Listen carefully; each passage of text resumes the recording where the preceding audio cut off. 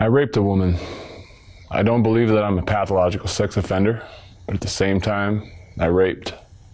I met her at the bar. She was from England and had come to New York for a short time to tour with a musical review or something. When I walked in, I knew I wanted this girl. I wanted to have sex that night, and she looked like an inviting prospect. It was clear she'd been drinking before I arrived, and we had 3 or 4 drinks together. Our thighs rubbed together, my arm brushed against her breast. I was getting to her. We drank some more, and I grew confident that I was not going home alone that night. She was staying at a friend's place downtown, and I assumed that when we left together, it meant she was going over to my place. Once I had her out of the bar, she had no friends to help her, no one to call, nowhere to go except where I wanted her to go. We started walking, and she asked, "Where are we going?" I said, "Just walking." Knowing that we were headed in the direction of my apartment, we would stop sporadically and make out. During one heavy session, I said to her, "Come back to my place." She refused. I said, "What do you mean, no? This is New York City. You don't leave a bar with a guy and not sleep with him. Come on, this isn't England. This is a big city. This is how we do things." She still refused, but I could tell it was influencing her with that ridiculous line. We got up to my apartment and I began kissing her, but now she was not responding like she did on the street. I asked her, "What's the matter?" She just stared blankly past me. I began to touch her more aggressively, squeezing her breasts, rubbing the inside of her thighs. Still no reaction. I felt like I was fondling a rag doll. Not that I cared, I didn't need any response to get what I wanted. I tried to take her top off, and she locked her arms to her sides. I pulled and forced her arms until I got it off.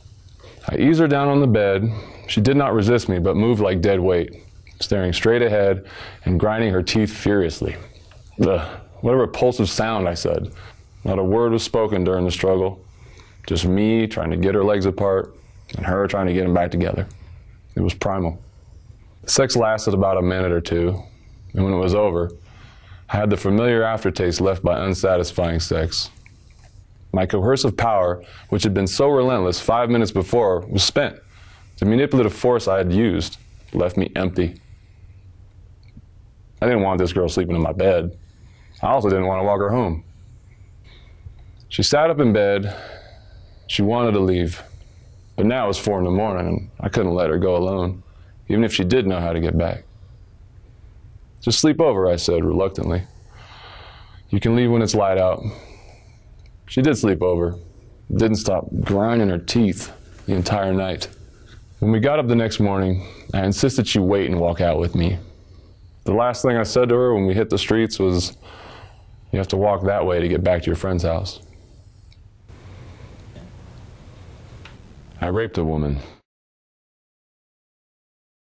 If we were to assign a motto to Jack or to many men like him, it would sound something like this: "I'm going to have sex tonight. If it's consensual, that's fine, but I'm going to have sex tonight." What we heard Jack describe was a well thought out, well calculated, and manipulative plan for how he was going to accomplish his goal. Whether she consented, which he tells us he knew that she did not, didn't matter to him. You can tell from his story that what she said, what she did, and what she wanted didn't matter. He was going to take sex from her. Consider if we had only heard her side of the story. What if she told us that she met him at a bar, drank with him, walked to his apartment with him, had some consensual sexual contact with him, and even spent the night with him? It's very unlikely that we would be seeing a successful rape charge to come from those facts, even though he tells us that all of those things were true, and he raped her in spite of them. It's important for us to know that this is not about drunk sex, and there's no such thing as accidental rape. Offenders such as this one premeditate their crimes, and they choose their victims intentionally. They also use alcohol to very intentionally help disarm their victims, and they ignore the signals of non-consent. You also heard Jack describe how the victim acted once she realized what Jack was about to do to her. She was non-responsive when he tried to kiss her. He described how she just stared past him and didn't respond as he squeezed her breasts and rubbed the inside of her thigh. She tried to keep him from pulling her blouse off, but he ignored her. During the rape, She ground her teeth together, stared blankly past him, and did not respond or participate. What Jack describes here is a common response to trauma, a frozen fright response. Jack told us how terrifying it must have been for this young woman from a different country to be forced into a sexual act by someone she had just met. Jack said that for all she knew, she could have just as easily been killed by him. You might find yourself saying, if that was me, I would never have done that, or I would have done this. We respond like this in part because none of us wants to believe that this could ever happen to us. So sometimes we judge what the victim did or didn't do. We play Monday morning quarterback. The truth is that no one knows how they will respond to a traumatic situation, such as sexual assault, until they are faced with it in their own life.